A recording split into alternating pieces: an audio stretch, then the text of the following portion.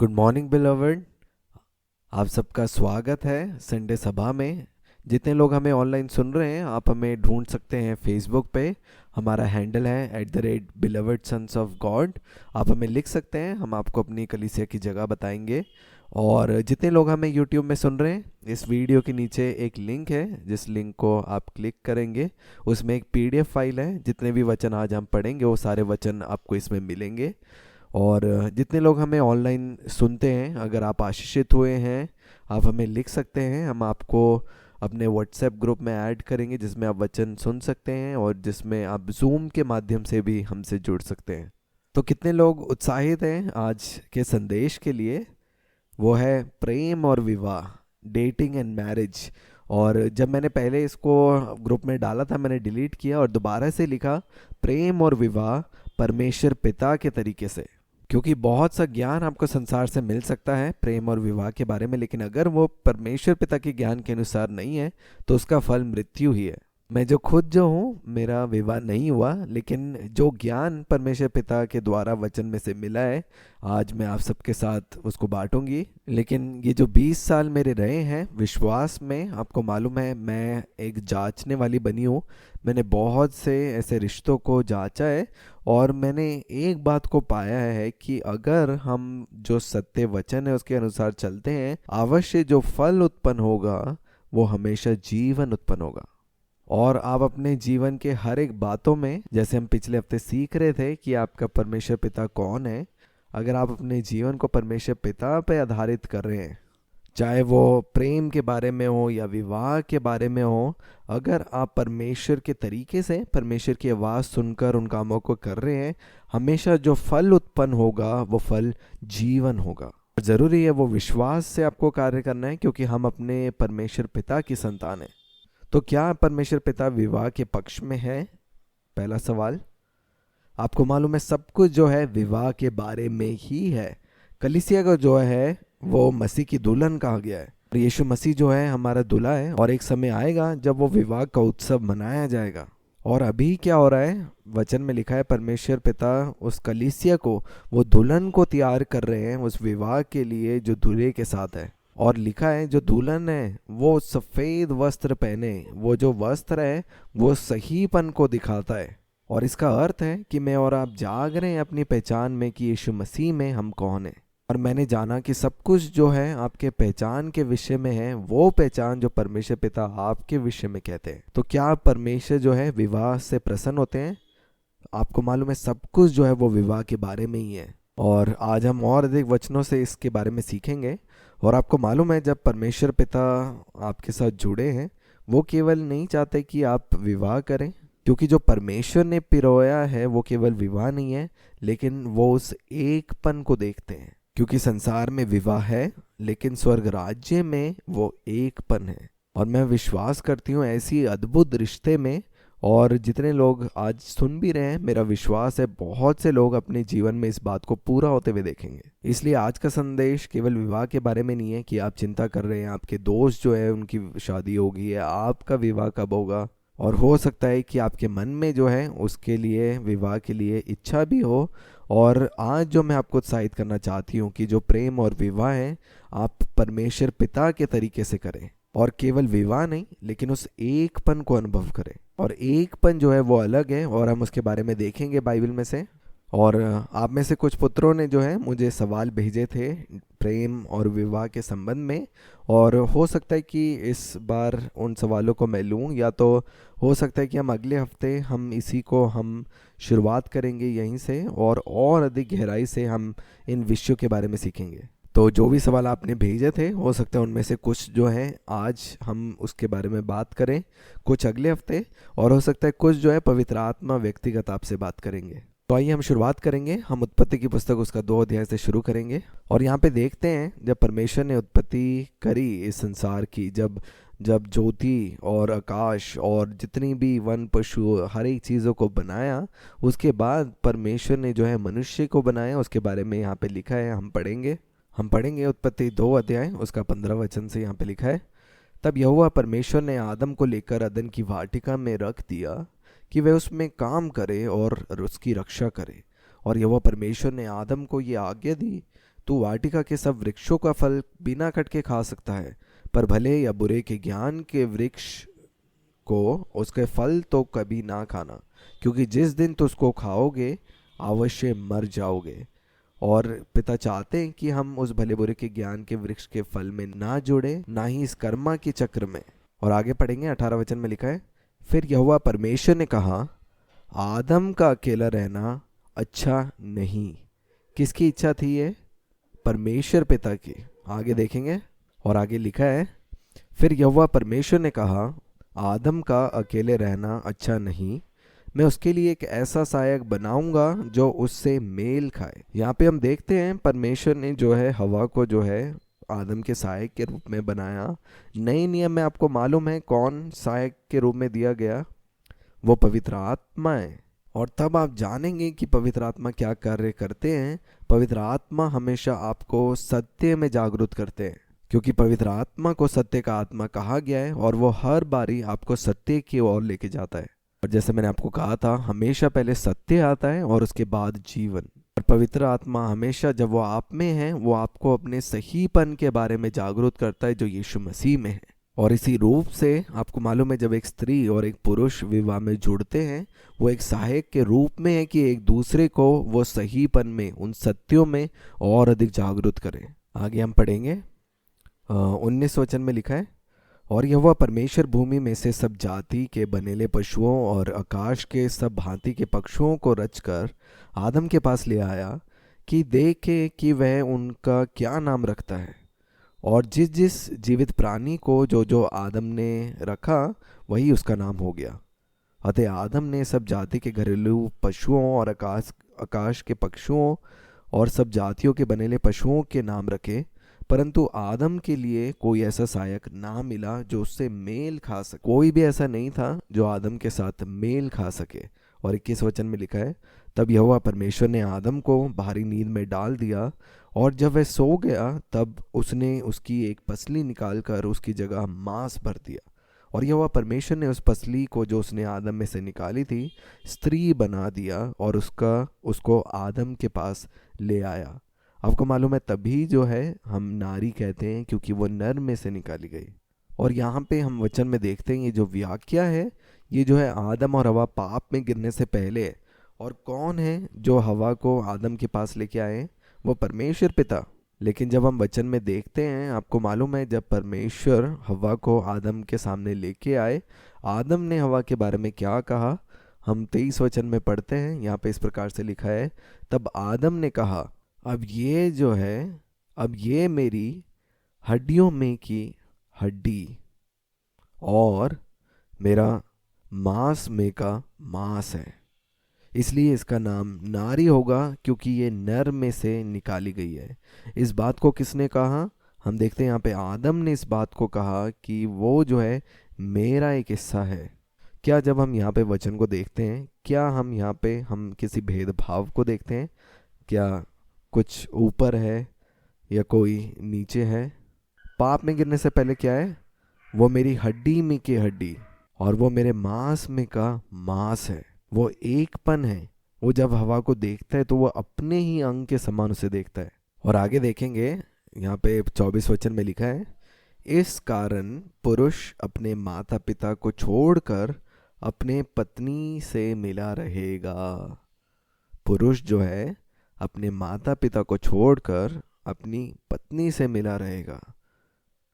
और ख़ास तौर के भारत संस्कृति में ये ज़रूरी है, क्योंकि क्या यहाँ पे लिखा है आगे वचन में देखेंगे, और वे एक ही तन बने रहेंगे।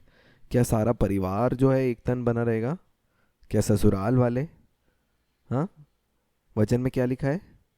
पति और पत्नी जो हैं वो एक तन बने रहेंगे। और इसीलिए परमेश्वर का तरीका वचन के अनुसार ही है। और यहाँ पे वचन में देखते हैं कि जब परमेश्वर पिता आपके सामने वो उस व्यक्ति को लेके आते हैं जो आपके लिए रखी है उन्होंने, यहाँ पे लिखा है जो पुरुष है अपने माता पिता को छोड़कर अपनी पत्नी से मिला रहेगा और वे एक ही तन बने रहेंगे। वो दो जो हैं वो एक पन में होंगे। और आपको मालूम है इन बातों में बहुत सारा ज्ञान है, क्योंकि एक ऐसे व्यक्ति के रूप में जो बिलवर्ड कलीसिया का नेतृत्व कर रहे हैं, मैंने बहुत से ऐसे परिवारों से मिली हूँ जहाँ पे समस्या जो है उसकी जड़ यही थी कि वो एक नहीं थे एक दूसरे के साथ। और जो ज्ञान जो पिता की ओर से आता है वो यही है कि ज़रूरी है कि आप सबसे अलग होकर अपने आप को जो है एक देखें, क्योंकि अगर आप तैयार हैं इस सत्य को पकड़ने के लिए, अगर आप परमेश्वर पिता पे भरोसा रखते हैं, आपको मालूम है वो हर एक मार्ग जो है आपके लिए खुलेगा। मैंने देखा है जब ऐसे पति पत्नी एक बड़े परिवार में से अलग होते हैं, विश्वास के द्वारा परमेश्वर पिता अद्भुत काम उनके जीवन में करते हैं। कभी पति को प्रमोशन मिलता है या पत्नी को, क्योंकि सबसे पहले वो सत्य को लेते हैं, और जब सत्य आता है तो जीवन वहाँ पे आता है। क्योंकि मैंने बहुत बारी देखा है विवाह में, आपको मालूम है जब पति पत्नी रह रहे हैं, बहुत सी बारी समस्या आती है उनके दोनों के बीच में से नहीं, लेकिन बहुत से पारिवारिक लोगों के जो उनके आसपास है। इसलिए मैं उत्साहित करती हूँ, क्यों ना हम परमेश्वर पिता के तरीके से करें और परमेश्वर पिता का ज्ञान हम विवाह में उपयोग करें। तभी यहाँ पे वचन में लिखा, इस कारण पुरुष अपने माता पिता को छोड़कर अपनी पत्नी से मिला रहेगा और वे एक ही तन बने रहेंगे। और इसका अर्थ ये नहीं है कि आप अपने माता से प्रेम नहीं करते या अपने पिता से प्रेम नहीं करते। आप विश्वास करें, जब आप ऐसा करेंगे जो रिश्ते हैं वो और मजबूत होंगे। फिर आप चुनते हैं कि ये मेरे लिए पहले है और बाद में बाकी चीज़ें। और आगे लिखा है 25 वचन में, आदम और उसकी पत्नी दोनों नंगे थे पर लजाते ना थे। आपको मालूम है ये जो शब्द है नंगे थे, ये जो ग्रीक भाषा में इसका उपयोग हुआ है वो है आरोम। और एक प्रचार में हमने इसके बारे में सीखा था कि कैसे उसका जो अर्थ है, जब आदम ने हवा को देखा पाप में गिरने से पहले, तो जब उसने हवा को देखा उसने उसे संपूर्ण या फिर पूरा देखा, वो परिपक्वता में देखा। और फिर पाप में गिरने के बाद यही वचन जो लिखा है कि फिर जब आदम ने देखा अपनी पत्नी को तो उसने उसको अधूरा और बंजर देखा, अधूरा उसने उसको देखा, इसलिए वो लज्जित हुआ। ये ऐसे ही था कि उसकी एक आंख बंद हुई और दूसरी आंखें खुल गई, और उस भले बुरे के ज्ञान में वो आंखें खुल गई। और अभी क्या हो रहा है, वो जो आंखें भले बुरे के ज्ञान की हैं वो बंद हो रही हैं, और जो जीवन के वृक्ष की आंखें हैं, जो आत्मिक आंखें हैं, वो ज्योतिर्मय हो रही हैं। इसलिए वचन में पढ़ते हैं, यीशु मसीह जब जी उठे और लोगों के साथ प्रभु भोज लिया, लिखा है कि उस मेज में शामिल होके उनकी आंखें खुल गई और वो उसे देख पाए, मतलब वो यीशु मसीह को पहचान सके। आगे हम वचन में से देखेंगे, हम उत्पत्ति की पुस्तक 3 अध्याय पढ़ेंगे। यहाँ पे पाप में गिरने के बाद के बारे में लिखा गया है। और आपको मालूम है परमेश्वर पिता ने आदम और हवा के लिए चुना और कहा कि तुम इस भले बुरे की ज्ञान के वृक्ष में मत खाना, क्योंकि जब तुम इसे खाओगे उस दिन अवश्य तुम मर जाओगे। तो क्या आदम और हवा के पास स्वयं इच्छा थी? क्या स्वर्ग में जो है स्वयं इच्छा है? इसके बारे में हम बुधवार हमारी बाइबल स्टडी में इस पे अध्ययन कर रहे थे। आपको मालूम है स्वर्ग में केवल एक इच्छा है और वो परमेश्वर पिता की इच्छा है। तो या तो वो परमेश्वर पिता की इच्छा है या फिर दूसरी जो है वो अलगताई की इच्छा। तो हम देखते हैं अदन की वाटिका में परमेश्वर ने जो है आदम को चुनाव नहीं दिया, लेकिन वहाँ पे आज्ञा दी थी कि तू इस भले बुरे के ज्ञान के वृक्ष को मत खाना। और मैंने एक उदाहरण दिया था कि जब हम इस्तेमाल करते हैं, अगर मान लीजिए आप सुबह 6 बजे का आप अलार्म लगा रहे हैं, तो क्या वो जो फ़ोन है अपने आप से जो है वो 6 बजे बजेगा वो फ़ोन? हाँ, वो अलार्म बजेगा, क्योंकि वो आपके द्वारा जो है उस फ़ोन में जो है आज्ञा दी गई है। और मान लीजिए अगर आपके लैपटॉप में अगर आपने एक एंटीवायरस दिया है, क्या वो एंटीवायरस जो है हर एक वायरस को दूर करेगा? हाँ, वो करेगा, क्योंकि आपके द्वारा जो है वो आज्ञा जो है वो दी गई है। और इसीलिए जब आप समझते हैं आज्ञा जब दी गई थी, वो स्वभाव ही से वो कार्य नहीं करना था, क्योंकि जब परमेश्वर ने आदम को बनाया था वहाँ पे साफ कहा था कि तू इस भले बुरे के ज्ञान के वृक्ष के फल को मत खाना, बाकी किसी भी वृक्ष के फल को तू खा सकता है, क्योंकि जिस दिन तू इस वृक्ष का फल खाएगा तू अवश्य मर जाएगा। मेरा विश्वास है जब आज्ञा दी गई, स्वाभाविक रूप से आपको मालूम है वो जाते, वो हर एक वृक्ष के फल को खाते, लेकिन उस भले बुरे के ज्ञान के वृक्ष के फल को मत खाते। लेकिन जब शैतान आया और उसने ऐसे प्रकट किया कि उनके पास चुनाव है, दिल की सच्चाई यही थी कि उनके लिए चुनाव पहले से ले लिया गया था, और उसने ऐसे दिखाया कि उनके पास स्वयं इच्छा है और अगर वो इस फल को खाएंगे जैसा परमेश्वर ने कहा था वो नहीं मरेंगे। और इसने ऐसे प्रकट किया कि वो अच्छा चाहता है उन दोनों के लिए पिता से भी ज़्यादा। और ज़रूरी था कि आदम और हवा केवल परमेश्वर पिता की आवाज़ को सुने। और इसीलिए मैं कहती हूँ एक पुत्र की पहचान में मैं और आप जो है अपनी इस शरीर की इंद्रियों या शरीर की बुद्धि के अनुसार चलने वाले नहीं हैं, लेकिन मैं और आप परमेश्वर पिता के वचन के अनुसार चलने वाले हैं। इसलिए ज़रूरी है कि हम अपनी समझ का सहारा न लें, लेकिन हम संपूर्ण मन से हम परमेश्वर पिता पर भरोसा रखें और अपने जीवन को उसी रीति से चलाएं। और मुझे मालूम है बहुत से रिश्तों में जो शुरुआत, हर एक चीज़ों की जो लड़ाई की शुरुआत होती है वो उसी चीज़ से है जो शायद उन्होंने पहले दिन से करनी थी, जो वचन में लिखा है कि इस कारण पुरुष अपने माता पिता को छोड़कर अपनी पत्नी से मिला रहेगा। और हमने देखा कि कैसे जब हवा ने उस फल को खाया, बाइबल में लिखा है कि वो जो फल है देखने में अच्छा था, पर क्या वो फल खाने के लिए अच्छा था? नहीं। लेकिन जो पिता ने वो सारे फल बनाए थे और वो दिखने में अच्छे थे, पर वो खाने के लिए भी क्या अच्छे थे? हाँ, वो खाने में भी अच्छे थे।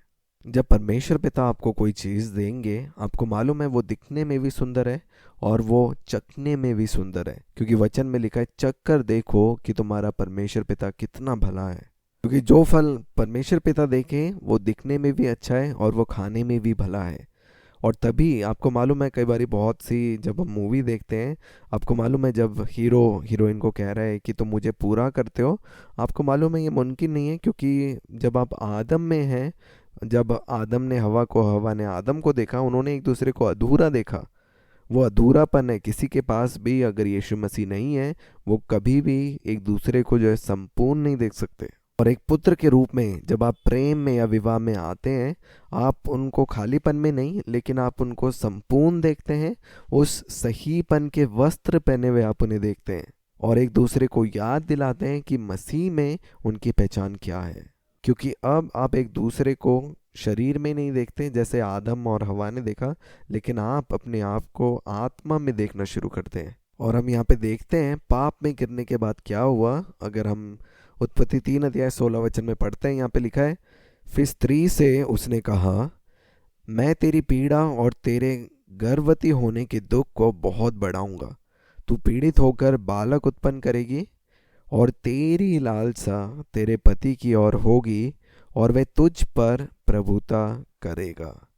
ये एक श्राप था जो हवा को दिया गया कि तेरी लालसा तेरी पति की ओर होगी और वह तुझ पर प्रभुता करेगा।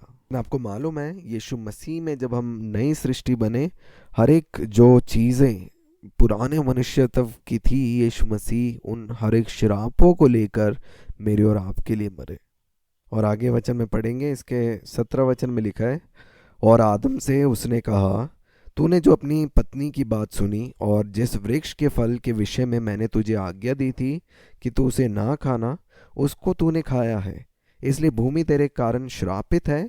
तो उसकी उपज जीवन भर दुख के साथ खाया करेगा और वे तेरे लिए कांटे और उटकारे उगाएंगी और तू खेत की उपज खाएगा और अपने माथे के पसीने की रोटी खाया करेगा और अंत में मिट्टी में मिल जाएगा, क्योंकि तू उसी में से निकाला गया है। तू मिट्टी तो है और मिट्टी ही में फिर मिल जाएगा। देखते हैं आदम के उस फल खाने के द्वारा श्राप जो है इस भूमि में आया कि हर एक चीज़ पाने के लिए जो है उसे पसीने और मेहनत करना है। आप ज़्यादा काम करेंगे और थोड़ा सा धन मिलेगा। और जब हम नई सृष्टि बनते हैं, हम चाहे थोड़ा काम करते हैं, हम बहुतायत का पाते हैं, क्योंकि पिता की इच्छा नहीं है कि हम अपने पसीने से, वो चाहते हैं कि हम समझदारी के साथ काम करें। और आपको मालूम है हर एक वो जो श्राप है, अब आप उसके विपरीत कार्य को होता हुआ देखेंगे कि आप जो है पत्नियां जो है अपने पति की लालसा नहीं करेंगे, क्योंकि वो जानेंगे कि आत्मा में वो एक है उनके साथ। क्योंकि हमारे चारों ओर हम देखते हैं कि गड़बड़ी है, लेकिन जब हम नहीं भूलते कि हम कौन हैं, आपको मालूम है वो सारी चीज़ें जो हैं एक सही रीति में आना शुरू करती हैं। मैंने बहुत से ऐसे विवाह देखे हैं जो शुरुआत अच्छे होते हैं, लेकिन उस सफ़र में या तो पति या पत्नी अपनी पहचान को जो है वो लोग भूल जाते हैं कि पिता उनके विषय में क्या कहते हैं, लेकिन वो अपनी पहचान आधारित करते हैं उन चीज़ों पे जो चीज़ें उनके आसपास उनको दिखाई पड़ती है। और मैंने देखा ये बहुत सी बारी शुरू होता है हमारे ध्यान भटकने के कारण, क्योंकि बहुत सी बारी हम लड़के या लड़की का इंतज़ार करते हैं और जब वो आते हैं, आपको मालूम है हम परमेश्वर से दूर होते, क्योंकि वो जो वचन की नींव है उनके हृदय में बोई नहीं गई थी। और फिर उनके बच्चे होते हैं और बहुत सालों बाद जब समस्या आती है वो पूछते हैं कि ऐसा क्यों हुआ, परमेश्वर हमारे साथ ऐसा क्यों कर रहे हैं। आपको मालूम है ये जितनी भी चीज़ें हैं परमेश्वर ने आपको एक तोहफे के रूप में दी है, ना कि उन चीज़ों से अपनी पहचान लेने के लिए। आपको मालूम है जब हम वचन में से देखते हैं आदम हवा को वो क्या कार्य दिया था, उनको अदन की वाटिका का देखभाल करने के लिए जो है कार्य दिया गया था। एक दर्शन जो है उनको दिया गया था परमेश्वर की ओर से, और आदम को ठहराया गया था उन सारे पशुओं के ऊपर जो है अधिकार रखने के लिए। और हवा जो थी वो एक सहायक के रूप में थी उस अदन की वाटिका की रखवाली करने के लिए। वो विवाह जो था वो एक उद्देश्य और एक मकसद के साथ था। इसलिए जब परमेश्वर आपको भी पुत्रों को इकट्ठा करते हैं वो एक उद्देश्य के साथ है। और आज हम बाइबल में से बहुत से जीवन से उन बातों को सीखेंगे। हम रूथ के बारे में, एस्तर के बारे में और अब्राहम के जीवन से हम देखेंगे, और हम देखेंगे कि हर एक विवाह में परमेश्वर ने कैसे अपने दर्शन को उनको प्रकट किया। क्योंकि अगर आपकी इच्छा वो परमेश्वर के दर्शन के बारे में है, आपको मालूम है बाकी चीज़ें अपने आप सही रीति में होंगी। और ये जो है चीज़ें पुराने नियम से देखेंगे, और फिर हम देखेंगे एक पुत्र के रूप में हम किस दृष्टिकोण से कार्य करते हैं। और मैं आप सबको उत्साहित करती हूँ कि आप जो हमारे YouTube में मैसेज है द लायन किंग हिंदी में, आप उससे भी सुने, और क्योंकि उसमें भी बहुत से प्रकाशन है जो रिश्तों के बारे में है। तो हमने देखा क्या परमेश्वर विवाह को पसंद करते हैं। हाँ, सब कुछ विवाह के बारे में हम देखेंगे। प्रकाशित वाक्य उसका 19 अध्याय 7 वचन में लिखा है, आओ हम आनंदित और मगन हो और उसकी स्तुति करें, क्योंकि मेमने का विवाह आ पहुंचा है और उसकी दुल्हन ने अपने आप को तैयार कर लिया है। यहाँ पे लिखा है क्योंकि मेमने का विवाह आ पहुंचा है और उसकी दुल्हन ने अपने आप को तैयार कर लिया है। आपको जो है, जो लोग विवाह के लिए इंतज़ार कर रहे हैं, वो सही समय कब आएगा? जब आप लोग तैयार हैं। और अभी का कार्य यही है कि हम अपने रिश्ते में जो परमेश्वर पिता के साथ हैं उसमें और अधिक हम बढ़ते जाएं। आपको मालूम है, जैसे पिछले हफ्तों में भी हम इस बात पे मनन कर रहे थे, हर एक चीज़ जो आपके जीवन से जुड़ी है, आपको मालूम है आप एक पितापन में छुपे हुए हैं। जब आप पितापन में अपने आप को पाते हैं, आपको मालूम है वो सब चीज़ें जो हैं वो विरासत आपको मिलती है उस सहीपन के द्वारा। बाइबल में लिखा है पहले तुम उसके राज्य और उसके सहीपन की खोज करो तो ये सारी वस्तुएं तुम्हें मिल जाएंगी। जो सहीपन जो है वो पुत्रत्व की सच्चाई है। क्या आपकी विरासत तब मिलती है जब आप उनके पीछे भागते हैं? नहीं। और मेरा विश्वास है जो एक अच्छा विवाह, वो भी जो है वो पुत्र की विरासत है, और वो सारी चीज़ें जो हैं उसे मिलती है उस सहीपन के द्वारा। आगे पढ़ेंगे, आगे वचन में इस प्रकार से लिखा है, क्योंकि मेमने का विवाह आ पहुंचा है और उसकी दुल्हन ने अपने आप को तैयार कर लिया है। उसको शुद्ध और चमकदार मलमल पहनने का अधिकार दिया गया, क्योंकि उस महीन मलमल का अर्थ पवित्र लोगों के सहीपन के काम है। आपको मालूम है यीशु मसीह का आना भी कब होगा? जब मैं और आप तैयार होंगे, जब मैं और आप पुत्र की पहचान में जाग जाएंगे, यीशु मसीह का आगमन होगा। क्योंकि लिखा है सारी सृष्टि जो है वो पुत्रों के प्रगटीकरण का इंतजार कर रही है। और इसीलिए आपको मालूम है हर एक विवाह को परमेश्वर पिता पिरोते हैं, लेकिन वो जब दो लोगों को लेके आते हैं वो एक उद्देश्य और दर्शन के साथ लेके आते हैं। और हर बारी वो दर्शन का मतलब ये नहीं है कि आप कलीसिया का स्थापना करें, वो कोई भी चीज़ हो सकती है। जैसे आदम और हवा के लिए था वो अदन की वाटिका की रखवाली करना, और ऐसे ही परमेश्वर ने अपने अपने समय में लोगों को तैयार किया। जब हम एस्तर के जीवन में भी देखते हैं, परमेश्वर ने साहस दिया एस्तर को बोलने के लिए राजा के सामने कि ये मेरे लोग हैं, और उनके जीवन को बचाया। वो साहस जो है परमेश्वर की ओर से आया। और वैसे ही जब हम रूत के जीवन में देखते हैं, रूत ने केवल आज्ञा मानी अपनी सास नयोमी की, और जो कार्य उसने करने को कहा वो केवल उस पुरुष के पाँव में जाके लेट गई। और चाहे वैसा कभी पहले हुआ नहीं है, लेकिन उसने केवल विश्वास से जो है वो उस बात को माना, और आपको मालूम है वो विरासत जो परमेश्वर की ओर से थी वो उसे मिली। इसीलिए जैसे हमने प्रचार में सीखा था द लायन किंग में, कि आप रिश्ते में, आपको मालूम है सबसे ज़रूरी है कि आप नहीं भूलते आपकी पहचान कि आप यीशु मसीह में कौन है।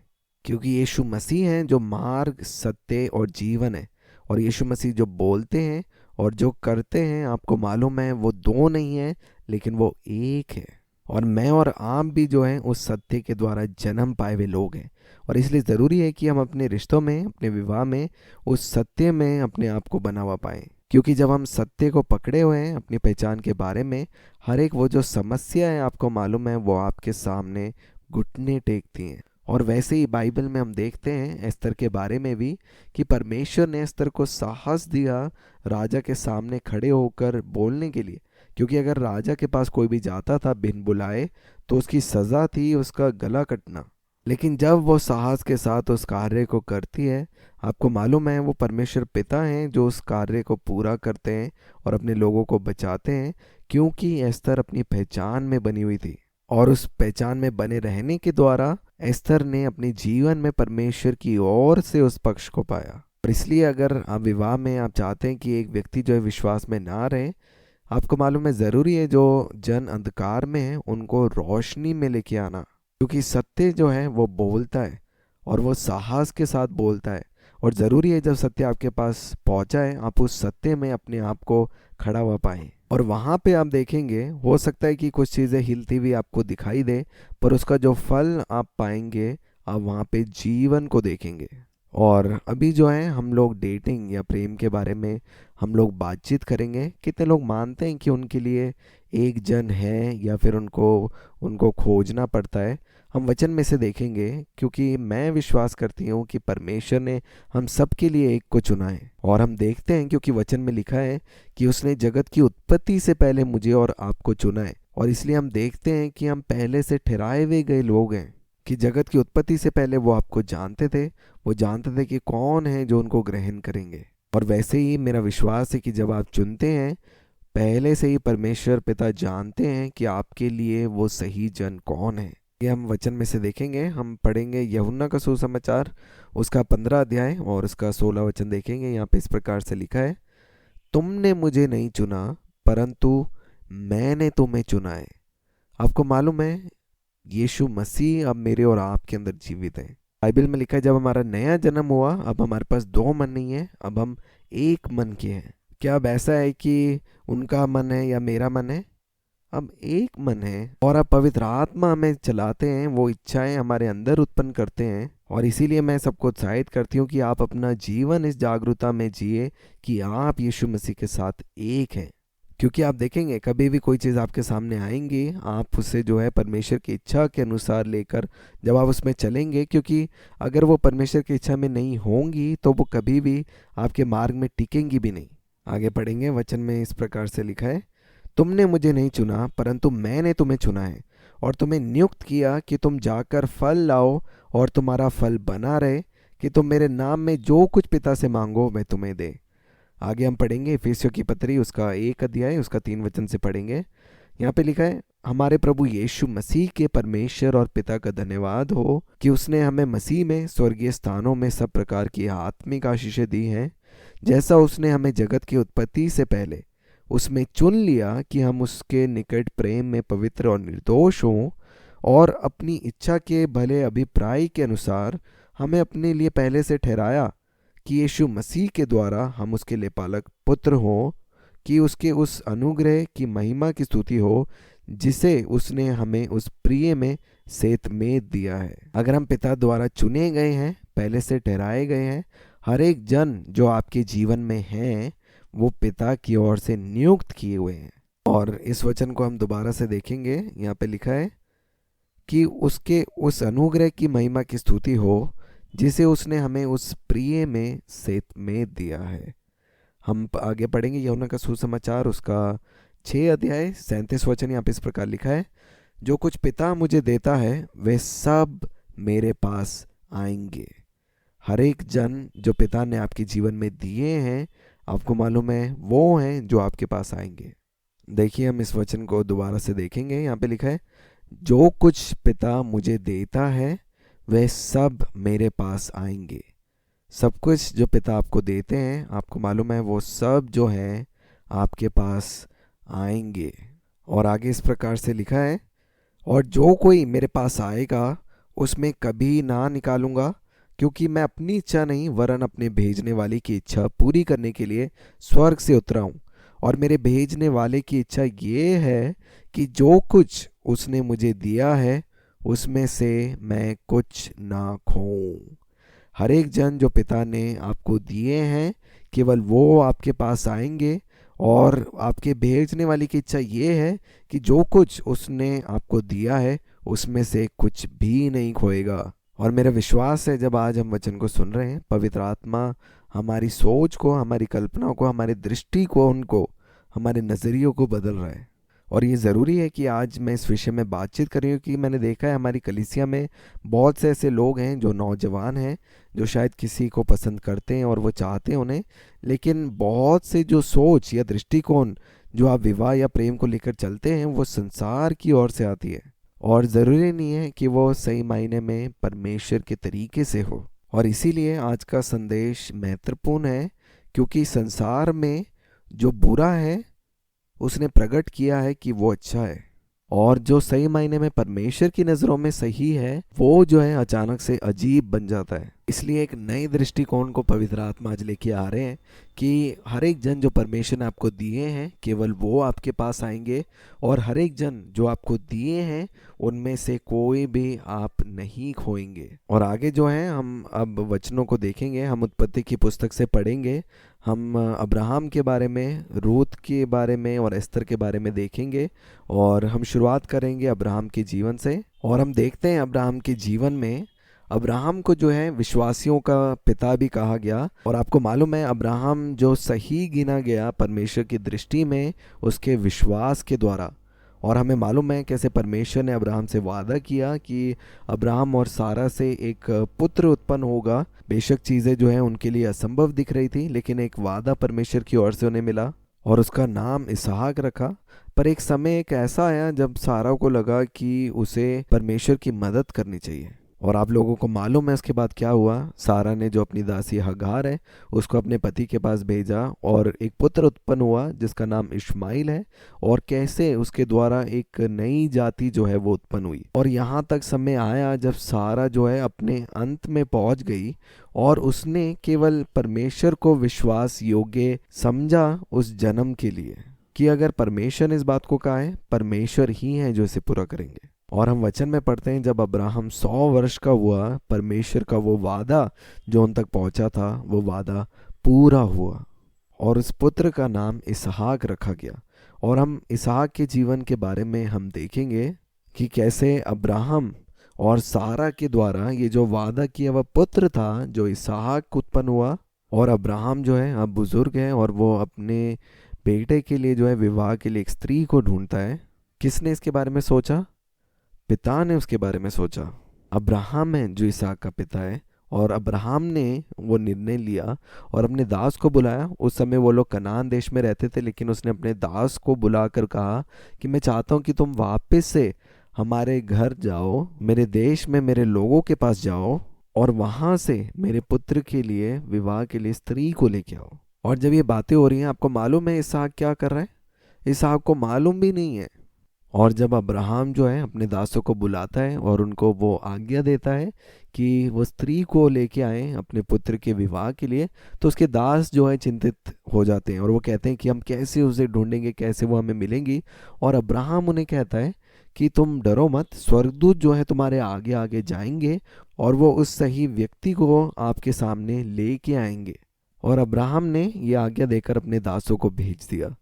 और हम देखते हैं जब वो दास जो है वापस से अब्राहम के घर में, उसके देश, उसके लोगों के बीच में जाते हैं, और वो जो दास हैं उस जगह में जाते हैं जहाँ पे सारी स्त्रियाँ आती थी। वो कुएं के पास जो है उसके दास जाते हैं और वहाँ पे जितनी भी स्त्री हैं वो पानी निकालने के लिए आई हैं।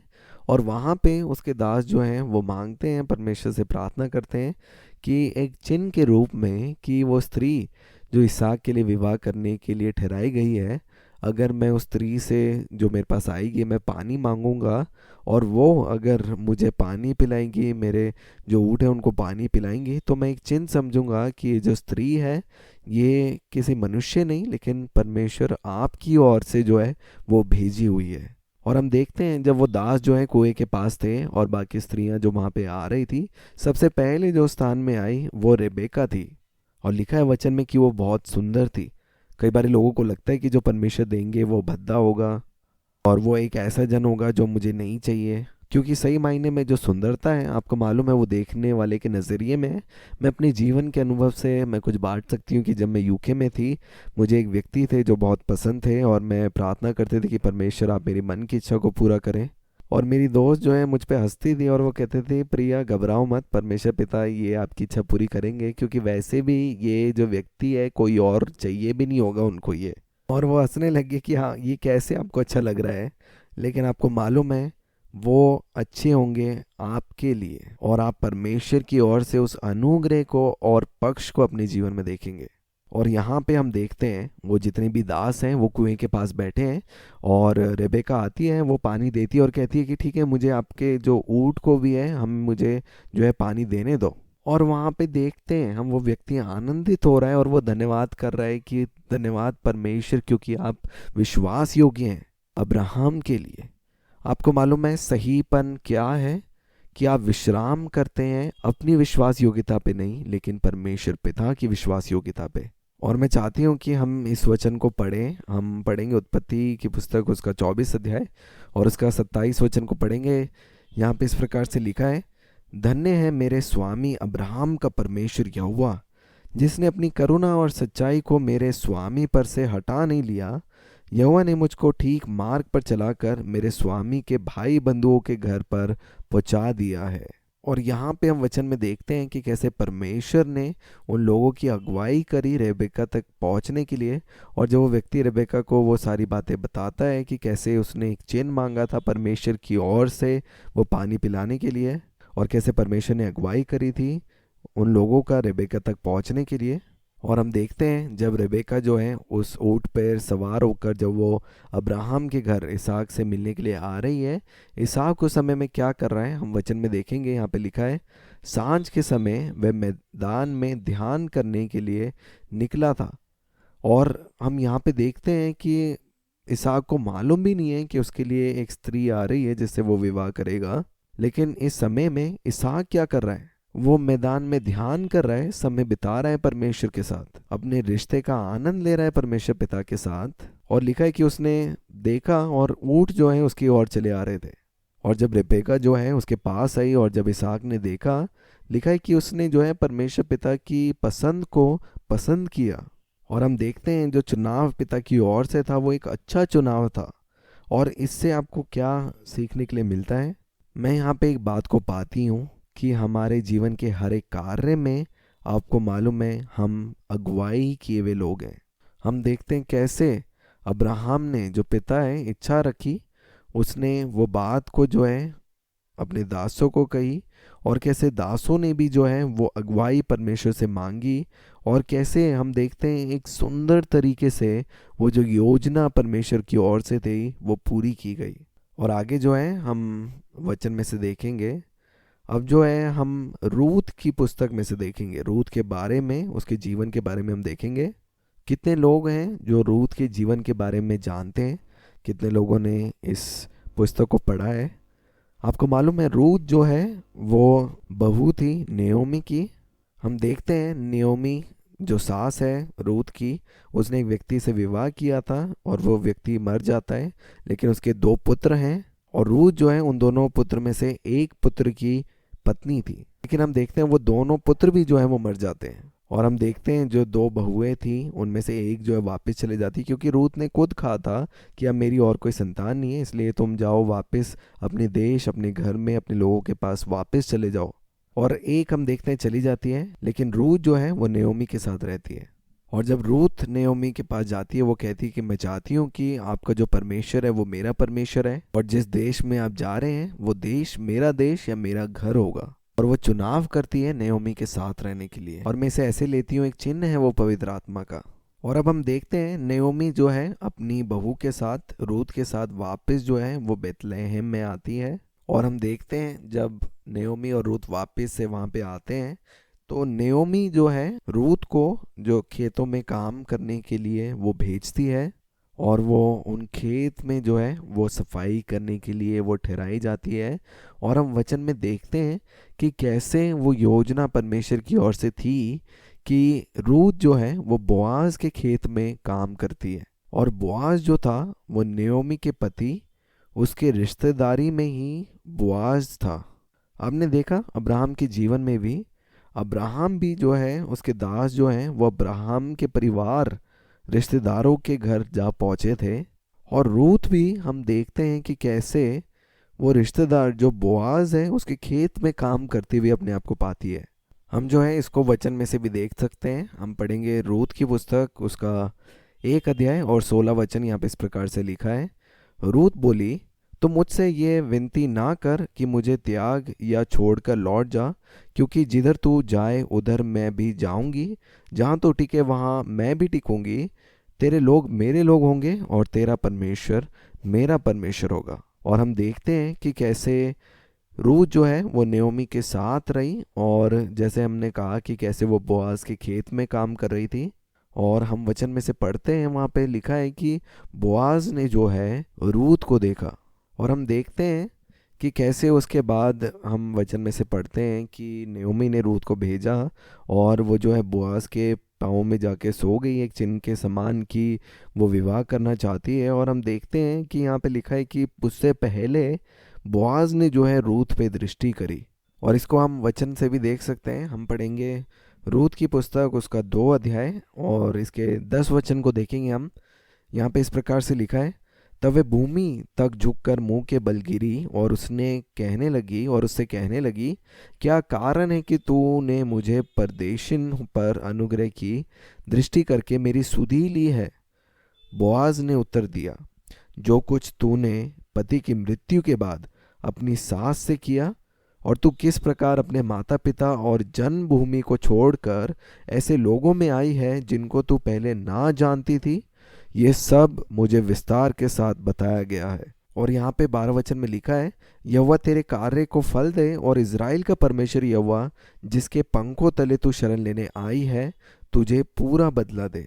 पे हम देखते हैं नयोमी जो है वो जानती थी इस देश को, परमेश्वर को, लेकिन रूथ जो है वो नहीं जानती थी। उसने केवल इस बात को कहा, तेरा परमेश्वर जो है वो मेरा परमेश्वर है, और केवल विश्वास से चली।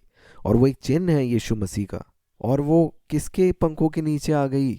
वो परमेश्वर पिता के पंखों के नीचे आ गई। यहाँ पे वचन में देखिए लिखा है कि यहोवा तेरे कार्य का फल दे, और इज़राइल का परमेश्वर यहोवा जिसके पंखों तले तू शरण लेने आई है। और आगे लिखा है, बोआज ने कहा है कि अब मैं तुझे अपने पंखों के तले लेता हूँ। और हम देखते हैं फिर कैसे रूथ और बोआज का विवाह होता है। और आपको मालूम है नयोमी जो है वो इस बात को कैसे पहचानती है। जब रूथ जो है नयोमी के पास आती है तो बहुत सारा जो है वो अनाज को वो अपने पास पाती है। और नयोमी देखती है रूथ के हाथ में इतना सारा अनाज, और वो पूछती है कि रूथ, तेरी सुधि लेने वाला पुरुष कौन है? और हम देखते हैं कि कितना बहुतायत के साथ जो है उसे मिलता है। हो सकता है कि बोआज जो है वो बोलने में वो थोड़ा इतरा रहा हो। और तब नयोमी जो है रूथ को कहती है कि अगर उस व्यक्ति ने, बोआज ने तुम्हें कहा है कि उसी के खेत में कार्य करना और कहीं मत जाना, तो तुम वैसे ही करना। और उसने कहा कि तुम उसके पाँव में जाकर तुम सोना। और ये एक बहुत पवित्र चीज़ थी, क्योंकि उस समय में एक चिन्ह था ये बात कहने के लिए कि मेरा छुटकारा करो। और फिर रूथ उस काम को करती है जो नयोमी ने उससे कहा था। नयोमी जो है वो परमेश्वर की आवाज़ का एक चिन्ह है, उस कार्य को विश्वास से करना जो पिता ने कहा है। सबको संसार में ऐसा लग रहा है कि मेरा पति मर गया है, अब मेरे लिए कुछ भी नहीं बचा, अब मुझे वापस से अपने देश जाने दो। लेकिन रूथ ने चुनाव किया, नयोमी मैं आपके साथ रहूंगी, आपका परमेश्वर है जो मेरा परमेश्वर होगा, और वो मेरे पिता होंगे। और उस समय में विश्राम किया, चाहे आसपास की परिस्थिति कैसी भी क्यों ना हो, मैं उसके अनुसार नहीं चलूंगी जो मेरी दृष्टि में दिख रहा है, क्योंकि मुझे मालूम है मेरे पिता में यीशु मसीह जो है मेरा छुटकारा, मेरी सुधि लेने वाला, मेरा उद्धार करने वाला है। कितने लोगों के जीवन में बुरे अनुभव रहे हैं, और उस बुरे अनुभव ने परमेश्वर की छवि बिगाड़ने की कोशिश करी है, क्योंकि शैतान इससे खुश होता है। लेकिन किसी भी अनुभव को आपको मालूम है आपकी जो रिश्ता है उसको खराब ना होने दो। जैसे रूथ नयोमी के साथ जुड़ी रही, वैसे ही आपका रिश्ता भी वैसे ही होना चाहिए। क्योंकि जब रूथ ने इस काम को किया, वो परमेश्वर यहोवा के पंखों के तले आ गई। आपको मालूम है जब आप वापस अपने पिता के घर आते हैं, आपको मालूम है वो सब कुछ आपके जीवन के बारे में बदल देते हैं। और हम देखते हैं कि कैसे फिर परमेश्वर ने जो है वो योजना बनाई रूथ के जीवन के लिए। और कैसे जब रूथ जो है बोआज के पास गई और बोआज को मालूम चला कि रूथ जो है वो बोआज से शादी या विवाह करना चाहती है, तो बोआज का जो हृदय है वो और अधिक जो है वो आनंद से, वो उत्साह के साथ भर गया। क्योंकि हम पाते हैं कि पहले से बोआज का जो हृदय था वो रूथ के प्रति था। और हम देखते हैं कि कैसे वो जो योजना ठहराई गई थी परमेश्वर पिता की ओर से रूथ के जीवन के लिए वो पूरी होती है, और रूथ और बोआज के द्वारा पुत्र उत्पन्न होता है जिसका नाम है ओबेद, और ओबेद से यिशे, और यिशे से दाऊद उत्पन्न होता है। और हम सबको मालूम है वचन में से कि दाऊद के वंश से जो है फिर उसके बाद यीशु मसीह का जन्म होता है। और हमने रूथ के जीवन में देखा कि कैसे परमेश्वर की आवाज़ सुनने का फल क्या होता है। लेकिन कल्पना करें, अगर नयोमी ने रूथ को ये बात कही होती कि जाओ आप बोआज के पाँव में जाके सो, और इसमें रूथ ने जो है मना किया होता कि नहीं नयोमी, ये आप क्या कह रहे हैं कि एक लड़की कैसे पुरुष के पास पहले जा सकती है। क्योंकि मैं हर बारी आपको मालूम है इस बात को कहती हूँ कि हर एक बातों में आप पवित्र आत्मा के चलाए चलें, क्योंकि आपको मालूम है वो जो अनुग्रह और पक्ष पहले से आप पाते हैं परमेश्वर पिता के पंखों के तले। और ये मैं मानती हूँ बहुत सी बारी जो है परमेश्वर पिता हमसे बातचीत करते हैं, हमें दर्शन दिखाते हैं, लेकिन ज़रूरी है एक भाग हमारा है जिसमें हमें जाकर उस काम को पूरा करना है। और वो कार्य पूरा होता है जब हम पवित्र आत्मा के चलाए चलते हैं। जैसे रूथ ने जो है नयोमी की बात सुनकर जो है उस पे विश्वास किया, वैसे ही आज पिता जो आपसे कहते हैं उस कार्य को भी आप विश्वास से करें। जैसे हम वचन में भी देखते हैं, आपको मालूम है मैं और आप शरीर के अनुसार चलाए नहीं चलते, मैं और आप आत्मा के अनुसार चलाए चलते हैं।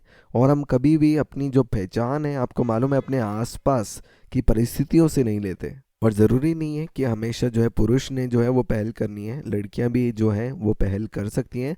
मेरे कहने का मतलब है हर एक परिस्थिति में आप अपने आप को पवित्र आत्मा के अनुसार चलाए हुए आप देखें, क्योंकि जब आप उनकी अगुवाई में चलेंगे आप हर एक उन कामों को देखेंगे जो पिता ने आपके लिए पहले से ठहराए हुए हैं। आगे जो है हम और अधिक वचनों को पढ़ेंगे, और अभी हम लोग जो है अब एस्तर के जीवन से हम लोग देखेंगे। हम लोग एस्तर की पुस्तक हम निकालेंगे। मेरा विश्वास है आपको एस्तर के बारे में मालूम है।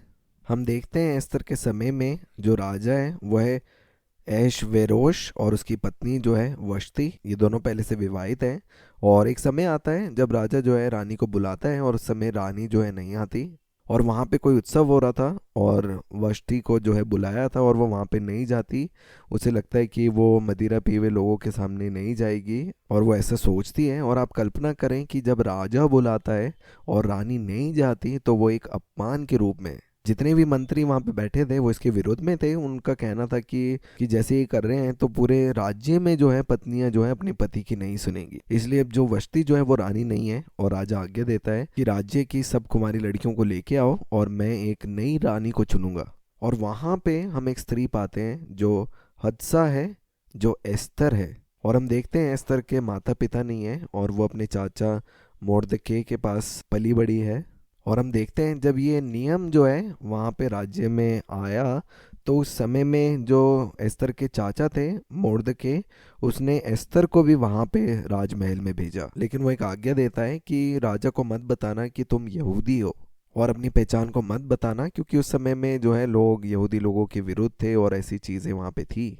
और फिर एस्तर वहाँ पे जाती है, और हम देखते हैं वहाँ पे बहुत मतलब 6 महीनों तक जो है वो परंपरा चलती है उन स्त्रियों को तैयार करने के लिए राजा के लिए। लेकिन अगर आप मेरे साथ कल्पना करके देखें, जो राजा का एक स्वयंवर है तो कितनी जो स्त्रियां हैं वहाँ पे आई होंगी उस स्वयंवर में शामिल होने के लिए, और एस्तर भी वहाँ पे थी। और एक पुत्र के जीवन में आपको मालूम है सारी जो चीज़ें हैं वो एक उद्देश्य के साथ जुड़ी हुई है। आप विश्राम में रह सकते हैं सत्य को जानकर कि आपका जीवन जो है वो पितापन में है, और पिता नहीं चाहते कि आप भूलें और संसार को आपको बताने दे कि आप कौन है।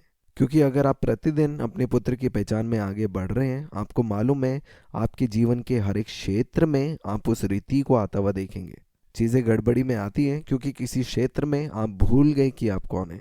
और मैं देखती हूँ बहुत सी बारी जब ऐसा होता है और आप उस स्थान में आते हैं अपनी पहचान में और उस सत्य में जब आप चलते हैं, तब आप देखें वो जो समस्त चीज़ें हैं जिसके पीछे आप भाग रहे थे या चिंता कर रहे थे, वो अपने आप एक सही रीति में आ जाती हैं। हमने ऐसी गवाहियाँ सुनी हैं जिसमें पति या पत्नी जो है एक दूसरे से और अधिक प्रेम जो है करने लगते हैं जिस क्षण वो और अधिक उस सत्य में स्थापित होते हैं। और जितना अधिक आप सत्य में जागरूक होते हैं, क्योंकि सबसे पहले सत्य है उसके बाद वहाँ पे जीवन है, और फिर हम देखते हैं जब एस्तर जो है जब वहाँ पे जाती है, तो एस्तर जो है वहाँ पे सब लोगों के दृष्टि में जो है वहाँ पे उस पक्ष को पाती है। कौन है जो उस पक्ष को दिलाता है? वो परमेश्वर पिता है। एक व्यक्ति के आपके पक्ष हो, शायद आपने कुछ काम किया उनके लिए आप पक्ष पा सकते हैं, लेकिन जिन्होंने भी उसको देखा उसकी दृष्टि में वो पक्ष को पाया। और हम देखते हैं जिस समय में बाकी जो स्त्रियां हैं वो बहुत सारे गहने और चीज़ें को लेके जा रहे हैं, उस समय में एस्तर जो है केवल हिगई को पूछती है कि मैं क्या लेके जाऊं, आप मुझे बताओ कि राजा को क्या पसंद है। और यहाँ पे हम एक समर्पण देखते हैं व्यक्ति का पिता के प्रति कि मैं उस काम को करूंगी जो पिता आपने मुझे कहे हैं। और लिखा है जब एस्तर राजा के सामने गई, हम इस वचन को पढ़ेंगे। एस्तर की पुस्तक 1 अध्याय उसके 17 वचन में लिखा है, 2 अध्याय का 17 वचन यहाँ पे लिखा है, राजा ने एस्तर को और सब स्त्रियों से अधिक प्यार किया और अन्य सब कुंवारियों से अधिक उसके अनुग्रह और कृपा की दृष्टि उसी पर हुई। इस कारण उसने उसके सिर पर राजमुकुट रखा और उसको वष्टी के स्थान पर पटरानी बनाया। वहां पे जो है हजारों की संख्या में स्त्रियां थी। क्या आपको लगता है उनमें से कोई भी सुंदर नहीं थी? हम देखते हैं कि एक से बढ़कर एक जो है वो सुंदरता वाली कुंवारियां स्त्री वहां पे मौजूद थी। लेकिन वो क्या चीज थी जिसने उस दृष्टि को, उस प्यार को पाया राजा की नजरों में एस्तर के लिए? वो पिता के द्वारा अनुग्रह और पक्ष था। अनुग्रह का अर्थ है वो चीजें प्राप्त करना जिसके हम योग्य नहीं है, और अनुग्रह है परमेश्वर की भलाई मेरे प्रति। और लिखा है जब एस्तर ने अनुग्रह और पक्ष राजा की नजरों में पाया, उसने एस्तर को जो है वो रानी बनाया। पिता जो है यहाँ पे उन दो लोगों को साथ में विवाह में लेके आए, लेकिन उसके पीछे जो कारण था वो एक उद्देश्य था। और अब हम देखते हैं एस्तर जो है वो राजमहल में है। उसने किसी को नहीं बताया कि वो यहूदी है, और वहाँ पे एक व्यक्ति है जो हमान है, जो सारे यहूदियों को जो है वो मारना चाहता है। और वहाँ पे वो एक नियम लागू करता है कि सभी यहूदियों को जो है आप मार दो। और फिर मोर्दके जो है एस्तर के पास आता है और वो कहता है अब समय आ गया है कि आप राजा के सामने जाओ और अपनी असली पहचान जो है उसको प्रकट करो। और वहाँ पे एस्तर मना करती है कि मैं नहीं जा सकती राजा के पास बिना बुलाए। और वो इसको कहता है कि अगर तुम अभी नहीं गए तो तुम्हारा भी विनाश है, क्योंकि परमेश्वर यहूदियों का छुटकारा करने के लिए किसी और को भी खड़ा करेंगे, पर यह आपका मौका है। और हम देखते हैं एस्तर कह सकती थी कि अरे हमें जो है परमेश्वर की योजना के अनुसार मुझे एक किया है, पर यह विवाह क्यों नहीं काम कर रहा। अगर एस्तर सही समय में अपने साहस से नहीं बोलती तो उसके खुद के लोग, उसका खुद का घराना जो है वो मर जाता। हम कहते कई बारी अरे ये विवाह तो परमेश्वर ने ठहराया था, तो फिर ये कैसे मृत्यु यहाँ पे दिख रही है? परमेश्वर मृत्यु को नहीं लेके आए, किसी जगह में, किसी क्षेत्र में आप भूल गए कि आप कौन है। इस बात को जो है हम वचन में से देखते हैं जब मोर्दके एस्तर के पास आता है। एस्तर की पुस्तक 4 अध्याय और उसका 14 वचन में हम पढ़ेंगे। यहाँ पे इस प्रकार से लिखा है, क्योंकि जो तू इस समय चुपचाप रहे तो और किसी न किसी उपाय से यहूदियों का छुटकारा और उद्धार हो जाएगा, परंतु तू अपने पति के घराने समेत नष्ट होगी। क्या जाने तुझे ऐसे ही कठिन समय के लिए राजपद मिला गया हो। एक उद्देश्य के साथ आपको जो है एक विवाह में जोड़ा गया है। और वो कहती है ठीक है, आप मेरे लोगों को बोलो उपवास में जाने के लिए, क्योंकि मैं राजा के सामने बिना बुलाई जा रही हूँ। कल्पना करें जब वो राजा के सामने जा रही है, वो वहाँ की व्यवस्था नियम को तोड़ रही है। और वो कैसे तोड़ रही है? अपने परमेश्वर पिता की आवाज़ सुनकर। और वो अपने पिता की आवाज़ सुनकर उस नियम का उल्लंघन करती है जो कभी नहीं हुआ। और केवल जब एस्तर जो है परमेश्वर के वचन पे खड़ी हुई, उस वचन ने जो है एस्तर को थाम कर रखा। और हम देखते हैं कि कैसे जब एस्तर राजा के पास जाती है और वो कैसे जब उससे बहुत बारी मिलती है, वो इस बात को राजा के सामने रखती है, इस सत्य को प्रकट करती है अपने पहचान के बारे में जो उसने छुपा के रखी थी। वो अंत में इस सत्य को प्रकट करती है कि मैं जो हूँ मैं भी एक यहूदी हूँ। और वहाँ पे जो हमान था उसने मोर्दके को मारने के लिए भी तैयारी करी थी। वहाँ पे एस्तर जो कहती है कि ये जो व्यक्ति है ये मेरे लोगों को, मेरे घराने के लोगों को मारता है। और हम वचन में से पढ़ते हैं कि कैसे जिस खंबे पर टंगाने के लिए मोर्दके को तैयार किया था, उसी खंबे में लटकाकर जो है हमान की मृत्यु हुई। और फिर हम देखते हैं कि कैसे यहूदियों का छुटकारा होता है, वो नियम जो है रद्द किया जाता है। और ये सारा जो कार्य संभव होता है क्योंकि एस्तर नहीं भूली कि वो कौन है। अगर एस्तर अपने रिश्ते में उस समय में राजा को अपने पति को नहीं बोलती और केवल समर्पण करती, उसका सारा घराना जो है वो मर जाता। जब बाइबल में लिखा है पति पत्नी के और पत्नी पति के अधीन रहे, आपको मालूम है वो सत्य के अधीन रहने के लिए, वो सत्य जो आप दोनों के अंदर है। और इसलिए जब एस्तर उस सत्य में खड़ी हुई, जिस समय यहाँ तक कि मृत्यु भी उसके सामने थी, उसने कहा कि नहीं, मैं केवल अपने पिता की बात सुनूंगी। और जब उस वचन पे एस्तर खड़ी हुई, वो अधीनता को पति में एस्तर ने पाया। क्या आपको लगता है जब आप सत्य बोलेंगे वो लड़का या लड़की चले जाएंगे, आपसे दूर हो जाएंगे? आपको मालूम है आप हमेशा लोगों को सत्य पर आप आधारित रखें, क्योंकि सत्य है जो हमेशा जीतता है। समय लग सकता है लेकिन हमेशा सत्य है जो जयवंत होता है। और अभी जो है मैं आपके सामने कुछ चित्र को बनाऊंगी आपको समझाने के लिए, और जो बाकी का जो समाचार है हम लोग अगले हफ्ते भी हम इसको यहीं से शुरुआत करेंगे। कितने लोग आनंदित हैं? मेरा विश्वास है आप सभी लोग समझ रहे हैं कलीसिया जीवित है और वो जाग रही अपनी आत्मिक पहचान में कि वो कौन है। परमेश्वर का ज्ञान यही है, अगर आप सत्य को पकड़े रहेंगे वो सत्य आपको जीवन की ओर हमेशा लेके जाएगा। सत्य कई बारी जो है एक तूफान के समान लग सकता है, लेकिन वो जो तूफान है वो आपको शांत जगह पर लेके जाएगा। तो हम देखते हैं एक उदाहरण के रूप में यहाँ पे हम सबको मालूम है कि दो क्षेत्र हैं। क्या आप लोग देख सकते हैं सभी से? तो आप यहाँ पे देख सकते हैं दो क्षेत्र हैं। एक क्षेत्र जो है जहाँ पे आप देखते हैं ये जो क्षेत्र है संसार का क्षेत्र, ये अनाथपन का क्षेत्र है। और जो दूसरा क्षेत्र जहाँ पे हमें रखा है पिता ने, वो पितापन का क्षेत्र में। और ये जो तीनों जीवन के बारे में हमने देखा, उन तीनों में हमें देखने के लिए मिलता है कि उनका जीवन जो था वो पितापन में छुपा हुआ था, और केवल उन्होंने पिता की आवाज़ सुनकर उस आवाज़ के अनुसार चले। यहाँ पे इस क्षेत्र में आप देख सकते हैं यहाँ पे जो है मृत्यु है, फिर जो दूसरा क्षेत्र है उस क्षेत्र में जीवन है। और ये जो क्षेत्र है ये शरीर के अनुसार चलने वाला है, और ये फिर जो दूसरा क्षेत्र है यहाँ पे आत्मा है, वो विश्वास के द्वारा चलना है। जो शरीर है वो क्या है? शरीर वो है जो परमेश्वर के बिना कोई भी काम जो करता है वो शरीर को दिखाता है। अगर मैं कह रहा हूँ ठीक है मुझे जो है इस व्यक्ति के साथ पहले रहने दो और फिर मैं देखूंगा कि ये मेरे लिए सही है या नहीं, और उसके बाद मैं निर्णय लूँगा, वो सारी चीज़ें जो हैं शरीर को दिखाती हैं। और बाइबल शरीर के कामों को यहाँ पे दिखाते हैं, जैसे हमने वचन में भी पढ़ा था कि जो शरीर के काम है वो क्या दिखाता है? वो मृत्यु को दिखाता है, क्योंकि वो भले बुरे के ज्ञान के वृक्ष के फल के द्वारा हुआ है, और हर एक चीज़ें जो इस वृक्ष के फल के द्वारा उत्पन्न होती है वो मृत्यु है। और हम नीचे देखेंगे यहाँ पे शरीर के भाग में देखेंगे, यहाँ पे जो है वो है परखना मेरे लिए सही है या नहीं विवाह से पहले, और साथ में रहना, और एक होना विवाह से पहले। और यहाँ पे आत्मा के नीचे यहाँ पे एकपन है, यहाँ पे वो लहू की वाचा है, और वो वचन है, वचन पे आधारित है वो रिश्ता। और अब हम प्रेम की परिभाषा को देखेंगे परमेश्वर के राज्य में, क्योंकि संसार में जो है वो अभिलाषा है और उसमें जो है जल्दबाजी है। और जो संसार में है, संसारिक चीज़ों में हम देखते हैं उसमें जल्दबाजी है, सब कुछ जो है उनको अभी चाहिए, और वहाँ पे हम जो है धीरज को काम करता हुआ नहीं देखते। और जो अभिलाषा है जो संसार की, उसमें बेचैनी या उतावलापन है, लेकिन जो प्रेम है आपको मालूम है वो धीरजवंत है।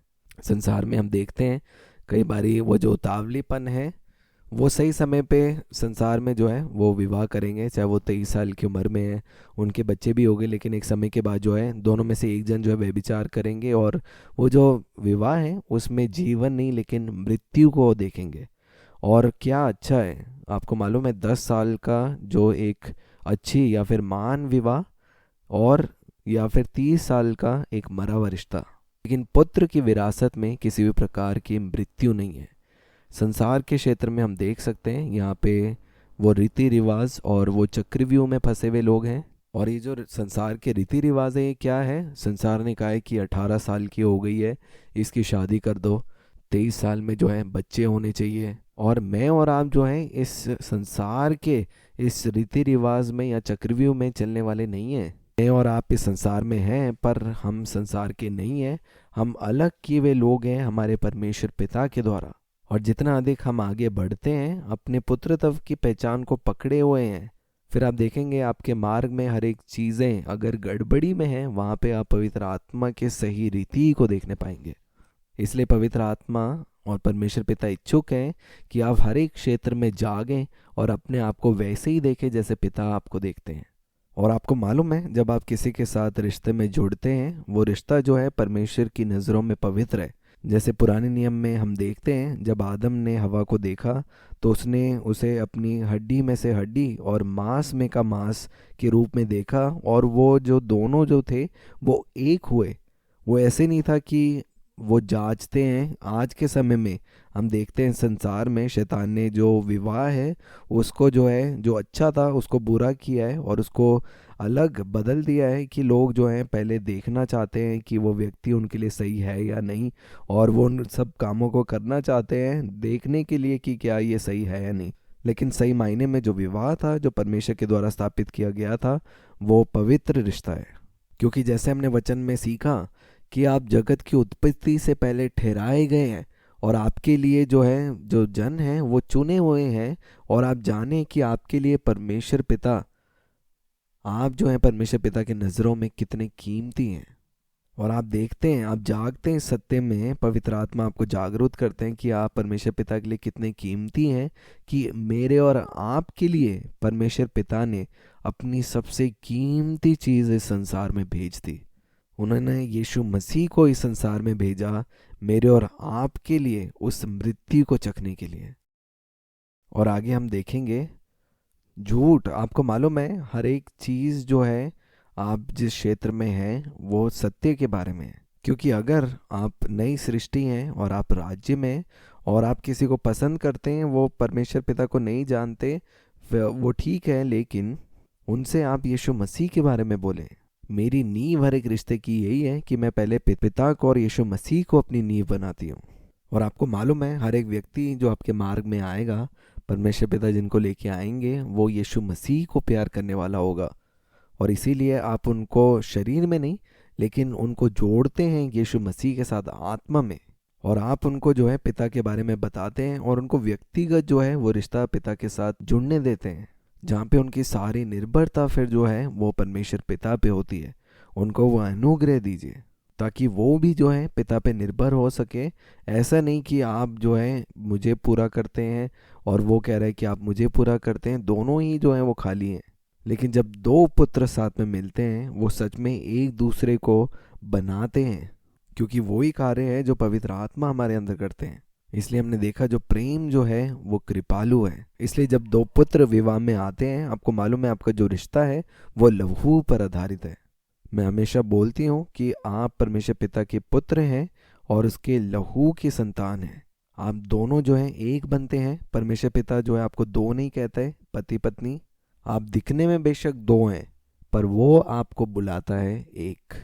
और विवाह के बारे में हम आगे वचनों में भी देखेंगे कि कैसे अगर विवाह में पति जो है वो विश्वासी है और जो अविश्वासी है वो उनके साथ रहना चाहती है, और अगर स्त्री विश्वासी है और पति स्त्री के साथ रहना चाहता है, तो वचन कहता है कि आप उनसे अलग ना हो, क्योंकि जो विश्वासी है वो जन है वो दूसरे जन को पवित्र करता है, क्योंकि आप दोनों जो हैं वो एक हैं।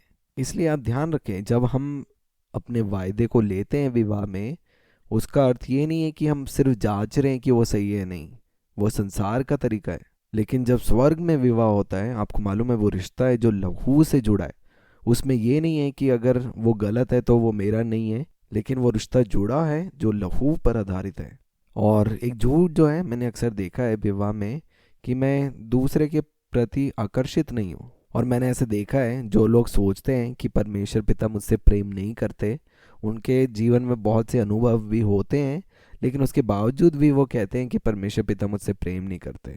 वो इसीलिए क्योंकि आपकी जो नींव है वो झूठ पर आधारित है। ये ज़रूरी है कि पहले आप उस झूठ को बाहर निकालें। आप सत्य को पहले विश्वास करो, फिर वहाँ पे जीवन को देखोगे। आज हमने गवाही में भी सुना कि कैसे परिस्थितियाँ उन व्यक्ति के जीवन में हो रही थी, जो दिखा रही थी कि वो शायद प्रिय पुत्र नहीं है, लेकिन उन्होंने उन अनुभव को नहीं देखा, लेकिन जो सत्य है वचन पर जो है अपनी नींव आधारित करी।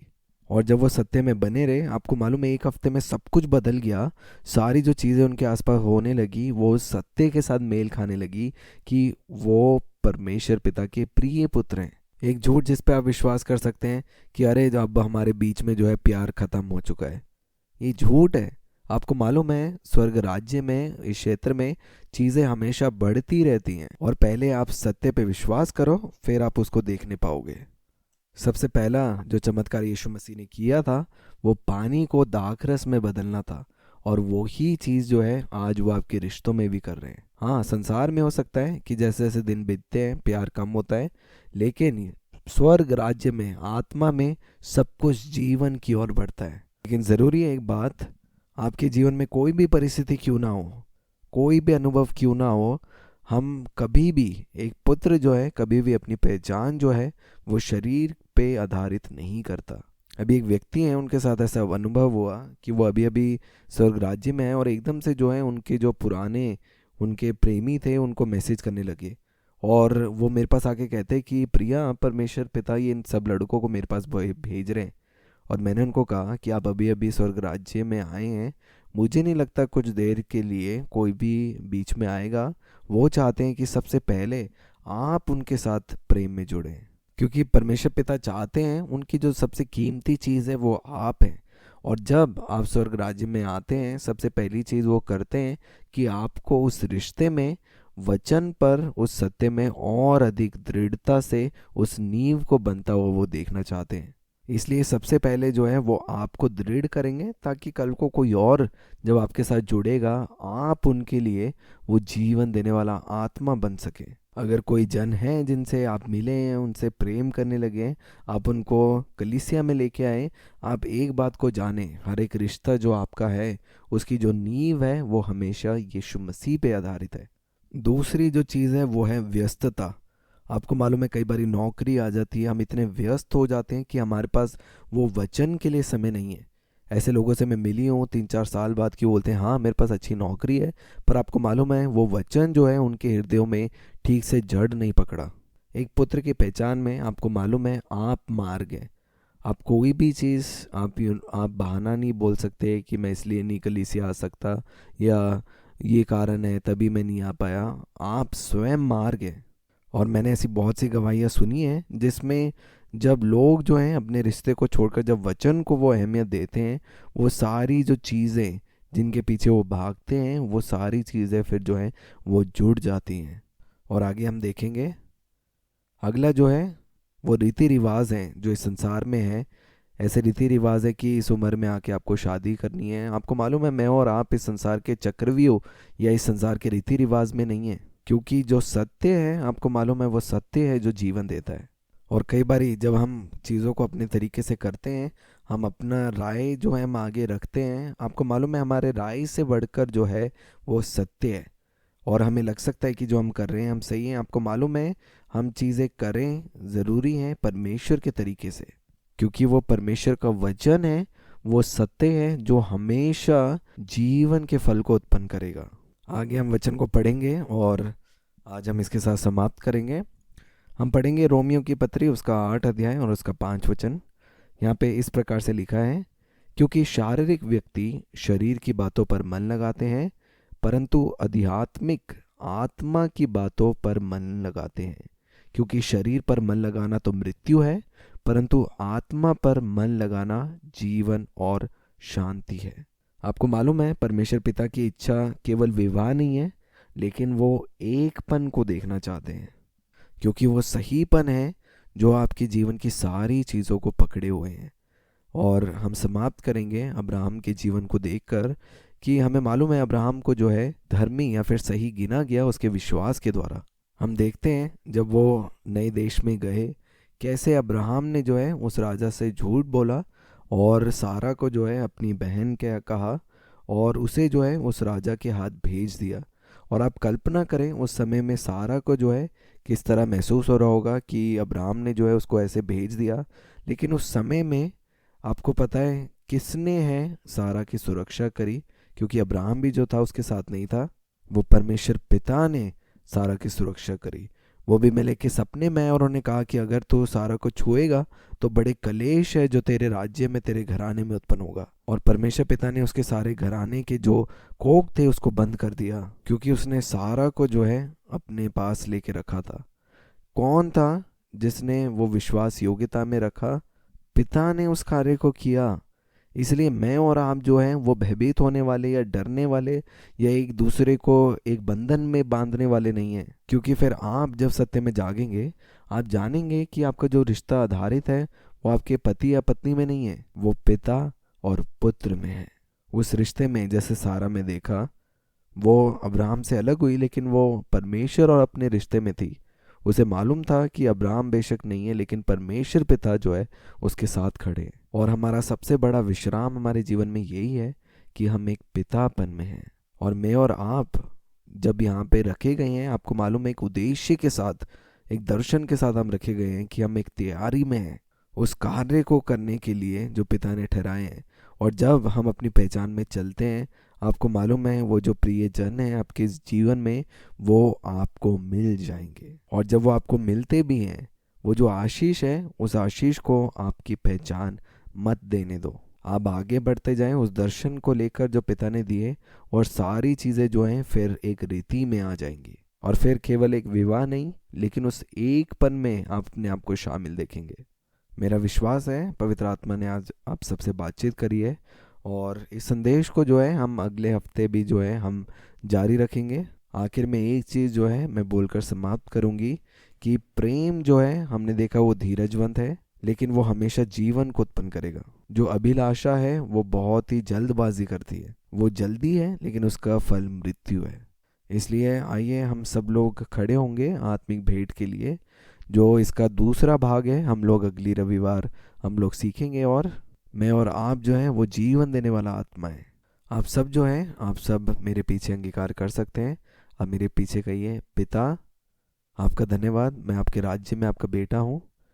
यीशु मसीह आप मेरे महायाजक हैं। आज वचन सुनने के द्वारा जो आत्मिक उन्नति मेरे प्राणों में आई है उसका 10वां हिस्सा मैं आपको देता हूँ। Soul. Amen. And just worship Him, just thank Him, just pray in tongues for a few minutes. O rahadariya rarapava shik rahadaranama sturiya rarapava hashib rahadaranama. Just say, Jesus, your resurrection life in me is giving life to this mortal body. Yeah. My words are spirit and they are life. Yeah. All that you have given me comes to me. And of all you've given me, I lose nothing.